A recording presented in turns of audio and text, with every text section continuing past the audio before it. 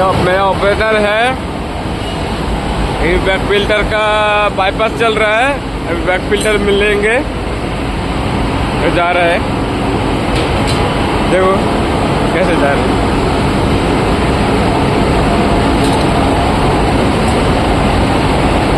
ये वाला बाईपास का है, ये वाला है बैक फिल्टर का। ये वाला चल रहा था, बंद कर दिया। बैक फिल्टर में लेंगे।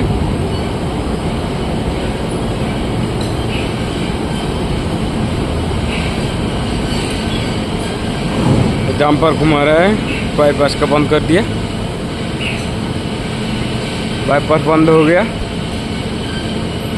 अब चलाएगा बैक फिल्टर। तो बैक फिल्टर अभी चलाएगा। अभी जो बंद था, अभी बेड उठा चालू किया।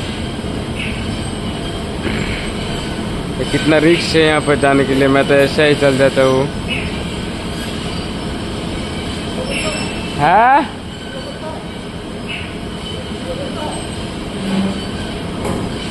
ভিডিও করছি না, ওর জন্য করছি।